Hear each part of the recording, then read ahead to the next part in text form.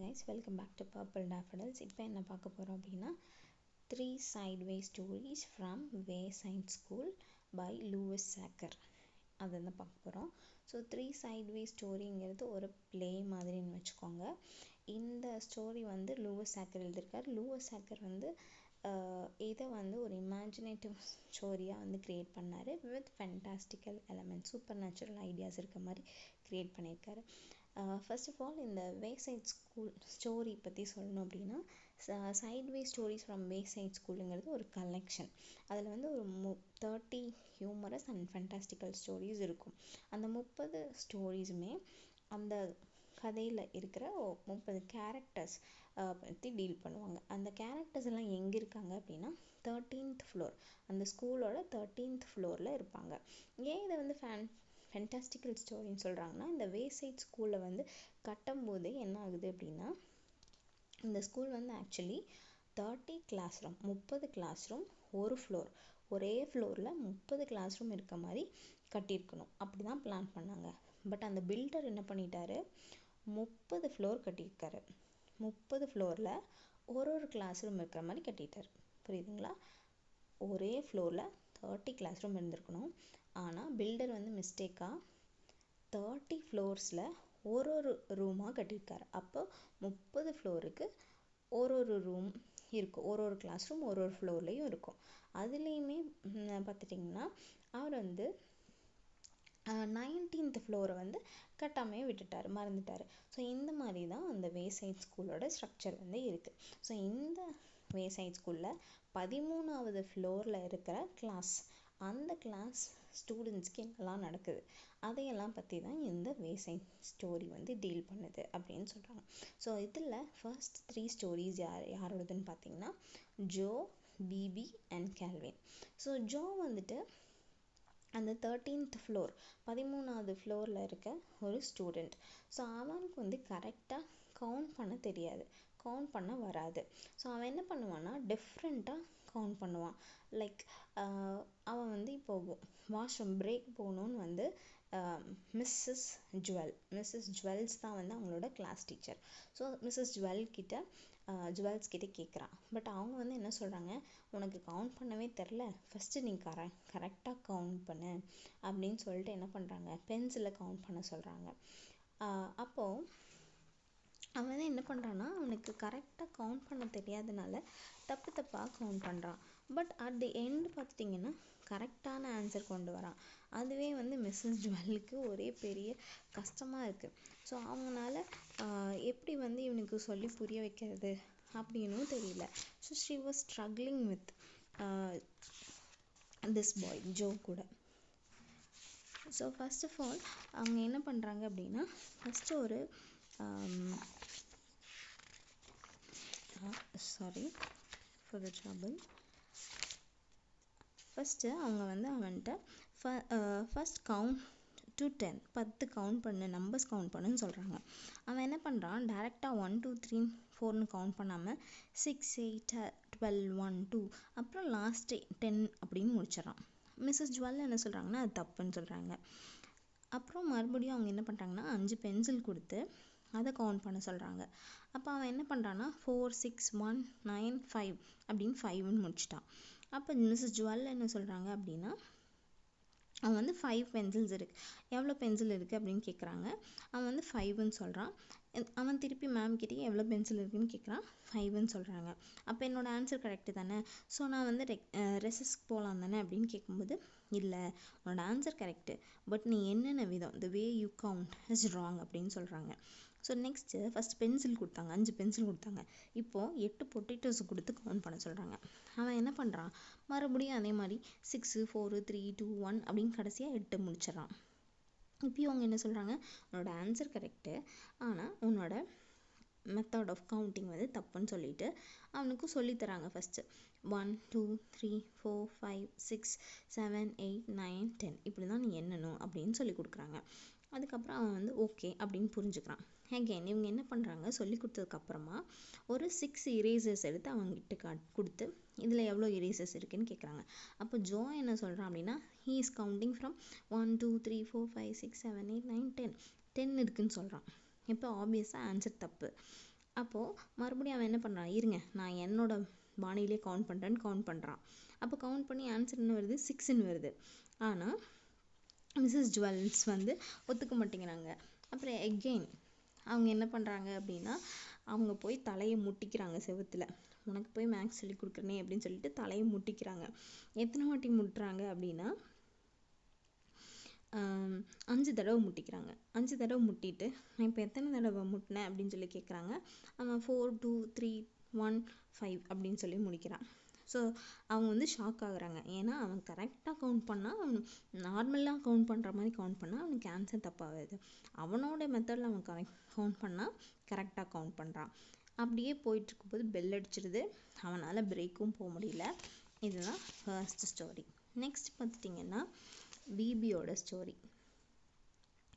So BP வந்துட்டு ஒரு girl and அவளுக்கு வந்து நல்ல வரையறக்கு வரும். ஸோ அவள் வந்து எப்பவுமே அந்த ஆர்ட் கிளாஸ் எப்போலாம் வரும் அப்படின்னு வெயிட் பண்ணிகிட்ருப்பாள். அந்த ஆர்ட் கிளாஸ் வர டைமில் கரெக்டாக எப்போ ஆர்ட் கிளாஸ் வரும்னா 12:30 to 1:30 தான் அவங்களுக்கு ஆர்ட் கிளாஸ் வந்து இருக்கும். ஸோ அவள் எல்லாத்தையும் எடுத்து வச்சுட்டு ரெடியாக இருப்பாள். ஸோ நார்மலாகவே எல்லாரும் ஒரு பூனை, ஒரு நாய், ஒரு ஃப்ளவர்னு வரைஞ்சா இவன் என்ன பண்ணுவா, 45 கேட், 30 டாகு, 8 ஃப்ளவர்ஸு அப்படி வரைஞ்சிக்கிட்டு இருப்பாள். அப்போ அவளுக்கு வந்து நிறைய பிக்சர்ஸ் வரைகிறது ரொம்ப பிடிக்கும். ஒரே ஹவர்லேயே அந்த 12:30 to 1:30 அந்த ஹவர்லேயே 50 டாக்ஸ், 800 ஃப்ளவர்ஸ் அண்ட் 20 டாக்ஸ் இந்த மாதிரி நிறைய வரைஞ்சிக்கிட்டே இருப்பாள். இப்போது இதெல்லாம் வந்து கேல்வின் வந்து பார்க்குறான்.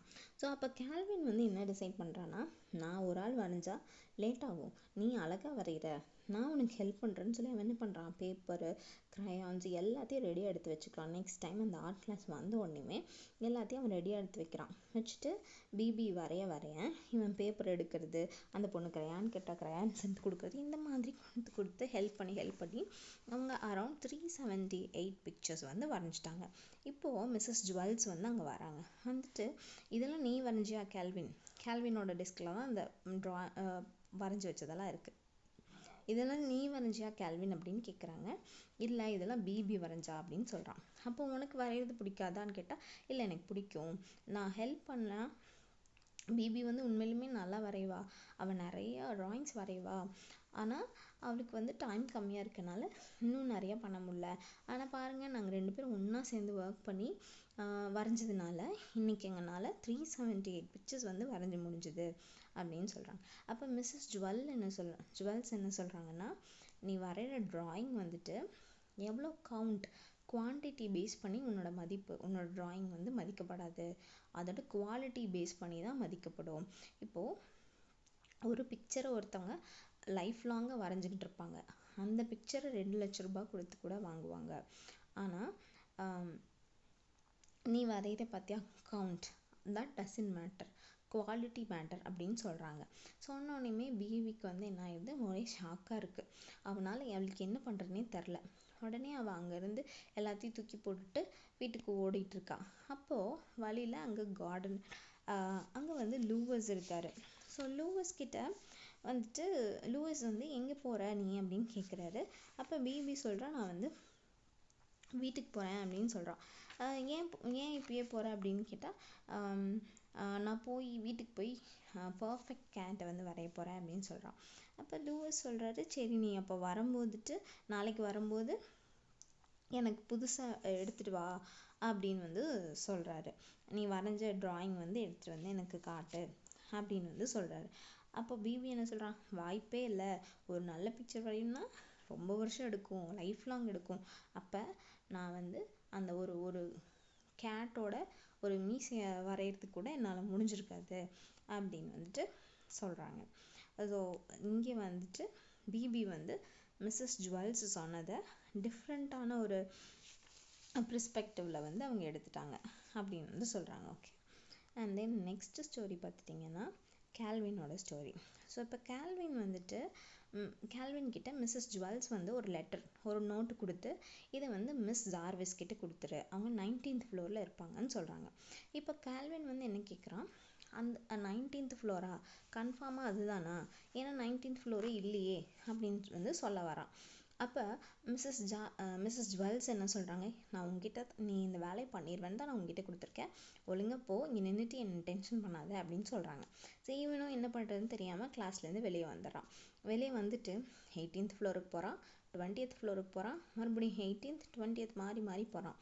அங்கே தான் 19th ஃப்ளோரே இல்லையே, 19th ஃப்ளோர் இருந்தால் தானே அவன் அங்கே போக முடியும். அப்போ அவன் யோசிச்சுட்ருக்கான், இப்போ இந்த மிஸ் சார்விஸ்க்கு நான் எப்படி கொடுப்பேன், பேசாமல் அவங்கக்கிட்ட கொடுக்கறதுக்கும் வழி இல்லை, என்ன பண்ணுறதுனே தெரியாமல் அவன் முழிச்சிட்டு இருக்கும்போது அங்கே லூயிஸ் வராரு. லூயிஸ் வந்து கோட் கிரவுண்ட் டீச்சர்னு நினைக்கிறேன், ப்ளே கிரவுண்ட் டீச்சர். ஸோ அப்போ லூயிஸ் வராரு.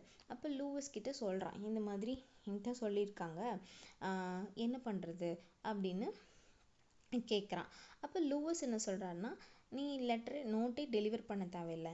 ஏன் அப்படின்னா, இப்போ 19th ஃப்ளோர்னு ஒரு ஃப்ளோரே இல்லைன்னா மிஸ் சார்விஸ்னு ஒரு ஆள் அங்கே இருக்கவே மாட்டாங்க. அப்போ நீ ஆப்வியஸாக அவங்களுக்கு அந்த நோட்டு கொடுக்கணும்னு அவசியமே இல்லை. அப்படின்னு சொன்னோன்னே கால்வின் புரிஞ்சிச்சு. அவன் அங்கேருந்து கிளாஸுக்கு போகிறான். போயிட்டு அங்கே மிஸ்ஸஸ் வெல்ஸ் கிட்ட சொல்ல போகிறான், இந்த மாதிரி நான் வந்து கொடுக்க முடியலன்னு சொல்ல போகிறான். அதுக்குள்ளே அவங்க வந்து கொடுத்துட்டியா, ஓகே வெரி குட், நீ நல்லா பண்ணிடுவேன்னு எனக்கு தெரியும் அப்படின்னு பாராட்டுறாங்க. அவனுக்கு என்ன சொல்கிறதுனே தெரியல. அப்போ அவன் வந்து கேட்குறான், சரி மேம், நீங்கள் அந்த நோட்டில் என்ன எழுதி கொடுத்தீங்க அப்படின்னு கேட்கும்போது அவங்க என்ன சொல்கிறாங்க, இல்லை அவங்கக்கிட்ட மிஸ் ஜார்விஸ் கிட்ட நான் என்ன எழுதி கொடுத்தேன்னா, இன்னைக்கு லஞ்சில் நம்ம மீட் பண்ண வேண்டாம் அப்படின்னு தான் எழுதி கொடுத்தேன் அப்படின்னு வந்து சொல்கிறாங்க. அப்போது ஆப்வியஸாக மீட் பண்ண வேண்டாம் அப்படின்னா அவன் வந்து இப்போ தான் அவனுக்கு வந்து ஓகேவா ஹாப்பியாக இருக்கு. ஏன்னா 19th ஃப்ளோரும் இல்லை, மிஸ் சார்விஸும் கிடையாது, அந்த லெட்டர்லேயும் பெருசாக ஒன்றும் இல்லை. So need not to worry about that அப்படின்னு he convinces himself. And this is the end of the third story which is about Calvin. So இந்த ஸ்கூலில் நடக்கிற கதைகள் எல்லாமே வித்தியாசமாக இருக்கும். அது படிக்கிறவங்களுக்கு, அதாவது அந்த ஸ்கூலில் இருக்கிறவங்களுக்கு ஒரு டிஃப்ரெண்ட் எக்ஸ்பீரியன்ஸ் இருக்கும். ஆனால் அதுவே வேறு ஸ்கூலில் இருக்கிறவங்களுக்கு அது ஒரு மாதிரி போரிங்காக இருக்கும். அதே மாதிரி இந்த வேசைட் ஸ்கூலில் இருக்கிறவங்களுக்கு மற்ற ஸ்கூலில் நடக்கிறது ஃபன்னாக இருக்காது அப்படின்னு வந்துட்டு லூயிஸ் வந்து சொல்கிறாரு. This is how the story ends, and thank you for patiently listening.